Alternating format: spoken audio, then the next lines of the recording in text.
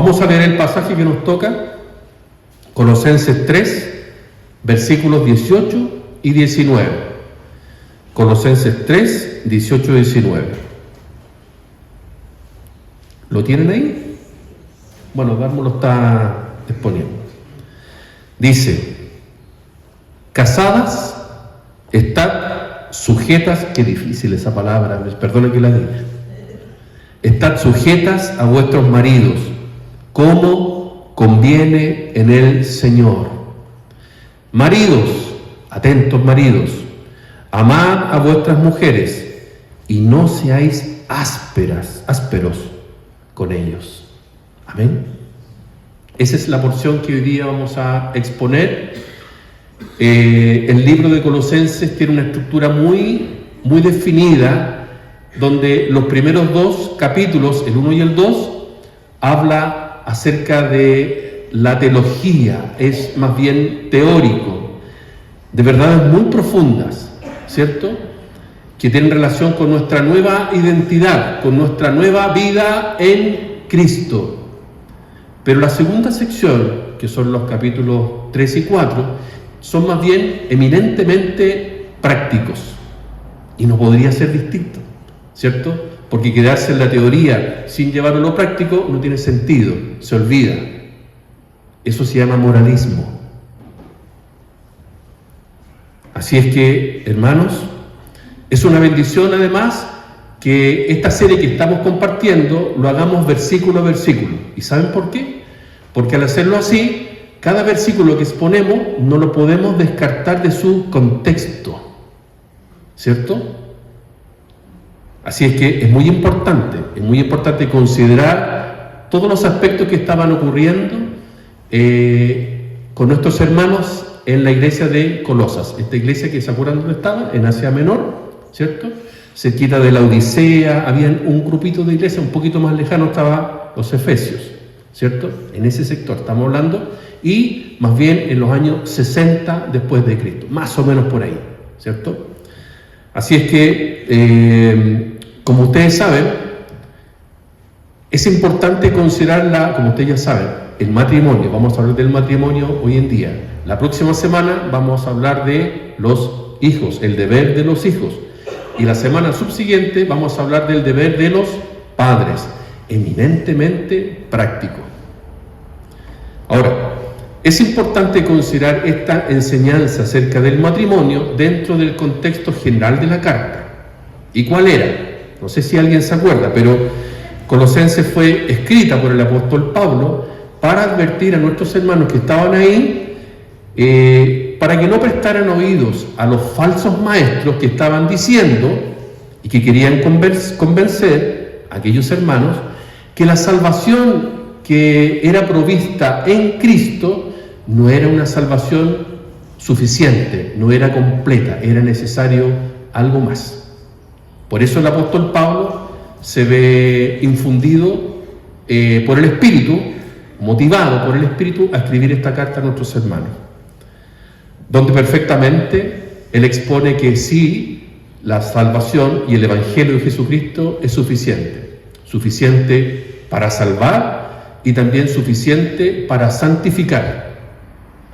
Estos falsos maestros decían que para poder avanzar en la vida cristiana era necesario adquirir ciertos conocimientos filosóficos, era necesario abstenerse de ciertas cosas, era necesario además agregar algunas experiencias de tipo místicas, ¿cierto? No era suficiente la salvación de Cristo, había que ser algo más. Y el apóstol Pablo escribe esta carta a los Efesios. Ese es el tema central de esta carta. Tenemos una nueva vida en Cristo. Hay una frase que hizo un pastor hace algunos años que dice: Cristo más nada es igual a todo. La repito, Cristo, es bien matemático, Cristo más nada es igual a todo. Hermanos, nuestra vida no necesita de nada más. El Evangelio de Jesucristo, el Señor, es suficiente para salvarnos y es suficiente para santificarnos. para perfeccionarnos en Él. Entonces, ese es el tema central de esta carta. No necesitamos nada más. Y el cristiano lo que necesita urgentemente es adquirir un mejor entendimiento acerca de lo que nosotros tenemos y lo que somos hoy en día en Cristo, y luego vivir en consecuencia. ¿Cierto?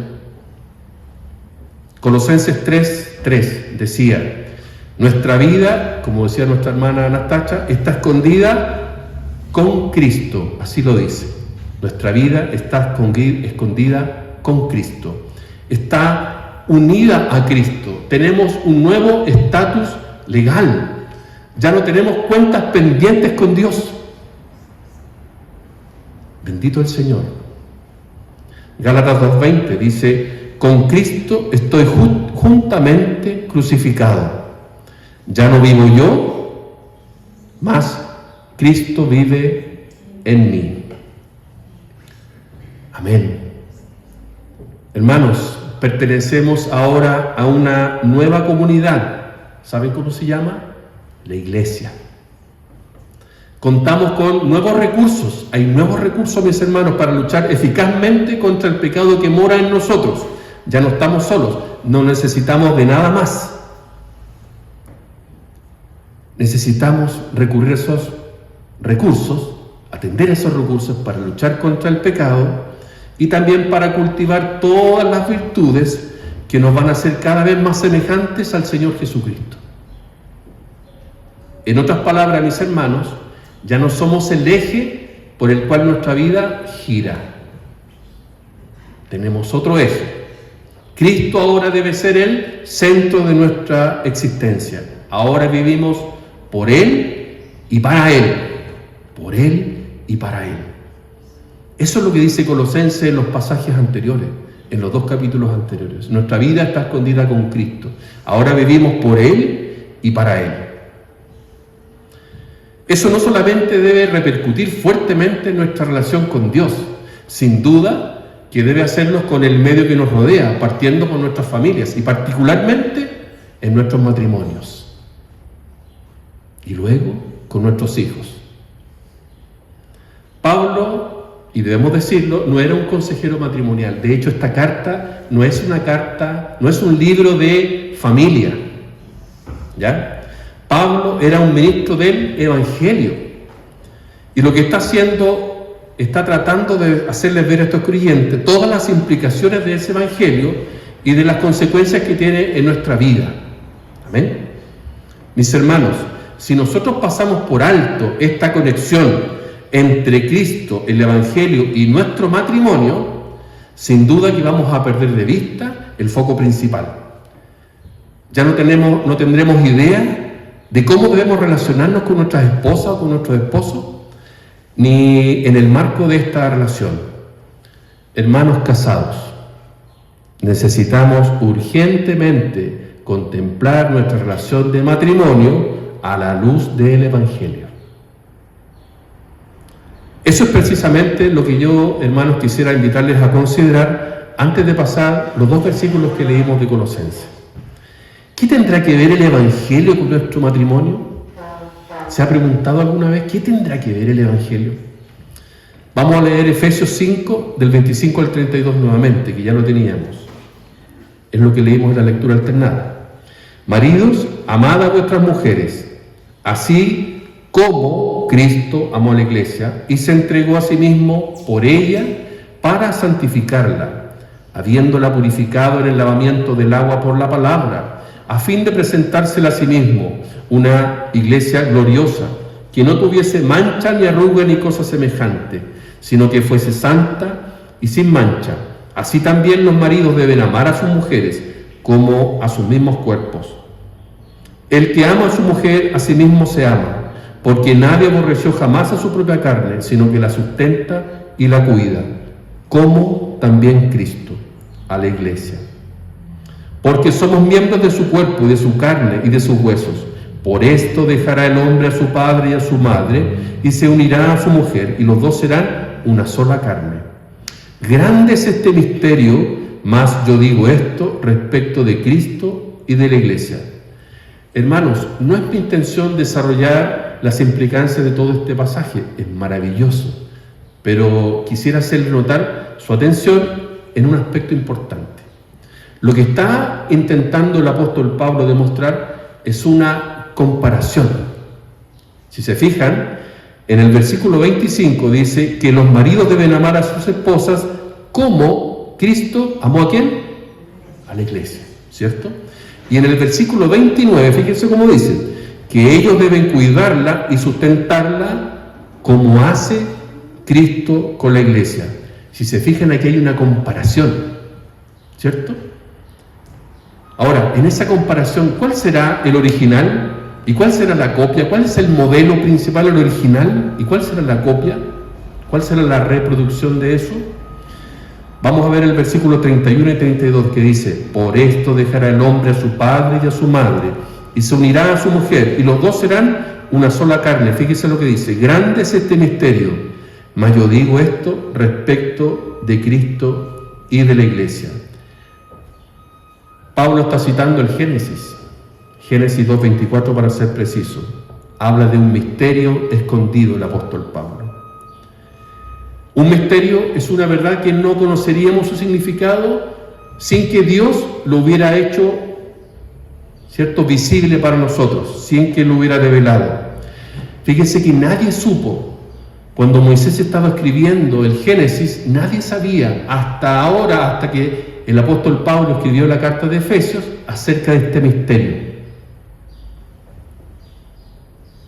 Dice: por esto dejará el hombre a su padre, ¿cierto?, y se unirá a su mujer, y los dos serán una sola carne. Grande es este misterio, mas yo digo esto respecto de Cristo y de la iglesia.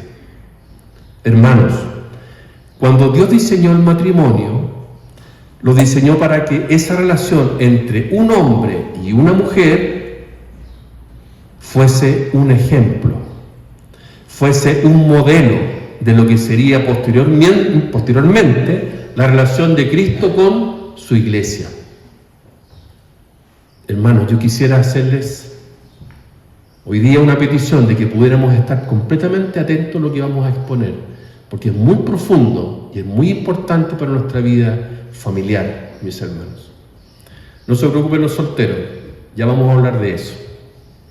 El gran propósito entonces del matrimonio no es solamente que nosotros seamos felices, y sin duda que en el matrimonio podemos ser felices, ¿o no? Tampoco el gran propósito del matrimonio es que la otra persona, mi esposa o su esposo, supla sus necesidades, y sin duda que así es, ¿cierto? Pero no es el gran propósito, mis hermanos. El gran propósito del matrimonio es, como dice la Escritura, es que nosotros, nuestra relación, nuestro matrimonio, representemos ante el mundo el tipo de relación que tiene Cristo con su iglesia. Ese es el verdadero propósito, ese es el propósito principal. Y el cumplimiento de ese propósito trae como consecuencia la felicidad, trae como consecuencia el gozo de que mis necesidades sean suplidas, mis hermanos. El matrimonio no tiene que ver con cosas materiales. El matrimonio no tiene que ver solamente con proveer de un ambiente estable para el desarrollo de nuestros hijos. El matrimonio no tiene que ver con un estatus. El matrimonio no tiene que ver qué tan felices nosotros somos y mostrárselo a la sociedad. No, mis hermanos. El verdadero y gran propósito del matrimonio es mostrar la relación que tiene Cristo y su iglesia. Y eso tiene muchas repercusiones en nuestra vida. ¿Sabe por qué? Porque usted está casado con otro que también es pecador como usted y ha sido salvado por Cristo. Somos pecadores que hemos sido salvados, ¿cierto? Tim Keller, el pastor que falleció hace algunos años, lo puso de esta manera: el propósito del matrimonio es ayudar al esposo o a la esposa a través de tu amor sacrificial para que llegue a ser lo que él o ella serán cuando sean glorificados. Ese es el propósito del matrimonio, porque eso es lo que Cristo está haciendo actualmente con los hombres y mujeres que componen su iglesia. su palabra dice: maridos, amad a vuestras mujeres, así como Cristo amó a la iglesia y se entregó a sí mismo por ella, para santificarla, porque Él quiere presentársela a sí mismo una iglesia gloriosa, que no tuviera mancha, ni arruga, ni cosa semejante. Hermanos, Él está obrando en nosotros. Y bendito el Señor que es así. Él está obrando en tu vida. Él está obrando en la mía. Ahora manda a los esposos que amen a sus esposas con ese mismo tipo de amor. Y les dice: hagan todo lo que esté a vuestro alcance para ser agentes de cambio en sus vidas, con la ayuda de Dios. Eso es amar a la esposa como Cristo amó a la iglesia. ¿Y qué de las esposas? ¿Qué de la esposa? ¿Acaso se exime de esta responsabilidad? No. Si vemos en Génesis 2:18, cuando Dios hizo a Eva a ir al huerto del Edén para que fuese una ayuda idónea para Adán, imagínense si Adán necesitaba de una ayuda idónea, ahí en la perfección del huerto que Dios había hecho.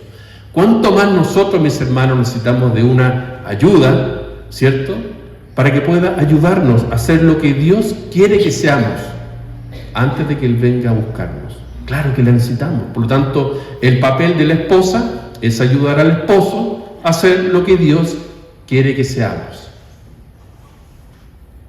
He ahí entonces el gran propósito del matrimonio, mis hermanos: representar adecuadamente el tipo de relación que tiene Cristo con hombres y mujeres que todavía estamos en un proceso gradual de santificación. ¿Se entiende o no? Ese es el verdadero propósito. Finalmente tengo que decir de esto: somos pecadores salvados por gracia, casados con pecadores salvados por gracia, llamados todos nosotros a amar a esos pecadores con la misma gracia con que nosotros somos amados por un Dios santo. Escuchen cómo Pablo definió el Evangelio. Primera de Timoteo 1:15. No lo lean, yo se lo voy a leer. Dice: palabra fiel y digna de ser recibidos por todos, dice Pablo, que Cristo Jesús vino al mundo para salvar a los pecadores, de los cuales yo soy el primero. ¿Qué quiso decir aquí el apóstol Pablo? Primero, considerar que dice palabra fiel. Quiero decirle a los más nuevos que cuando parte un texto dice palabra fiel, es igual que nosotros le pusiéramos signos de interrogación. Es algo importante, es algo fundamental lo que se va a exponer. Eso significa cuando dice palabra fiel es esta. Sabemos que toda la palabra del Señor es fiel, ¿cierto? Pero hermanos, dice, préstenme atención, por favor atiéndanme. Palabra fiel es esta: que Cristo Jesús vino al mundo para salvar a los pecadores, de los cuales yo soy el primero. ¿Y por qué dijo que Él era el primer pecador? ¿Es como el más grande? ¿Acaso Pablo conocería a todos los hermanos, a toda la gente del mundo? No, no significa eso. Lo que Pablo está diciendo es que en su entorno, si él se comparaba con cada uno de los que le rodeaban, él se consideraba en lo más profundo de su ser como el más pecador. ¿Y saben por qué? Porque él se hizo un análisis en su corazón. Hemos hablado anteriormente, es necesario hacer un análisis objetivo de nuestra vida. Pablo lo hizo. ¿Y qué concluyó? Que él era el más pecador de todos los que le rodeaban. Y por esa sensación y por esa seguridad que él tenía, es que amaba con tan profunda pasión el Evangelio, porque él se sentía un receptor urgente del Evangelio. Necesitaba ser perdonado por Dios. No sé si han leído la historia de Lutero. Algo así pasaba también con él. Él quería ser perdonado, se sentía sucio, se sentía un pecador frente a la santidad de Dios. Comentando acerca de esto, dice un pastor que se llama David Harvey, que con el pasar de los días, dos cosas se acrecentaban en la vida de Pablo. Por un lado, su pecaminosidad a la luz de la santidad de Dios, y por otro lado, la misericordia de Dios a la luz de su pecaminosidad. Lo repito, aumentaba este conocimiento acerca de su pecaminosidad a la luz de la santidad de Dios, Y por otro lado, la misericordia de Dios a la luz de su pecaminosidad. Aquí te hago una pregunta, mi hermano. ¿Cómo te ves a ti mismo?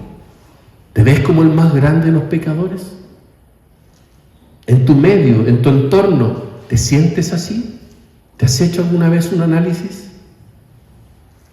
Eso es muy importante en nuestra vida, mis hermanos.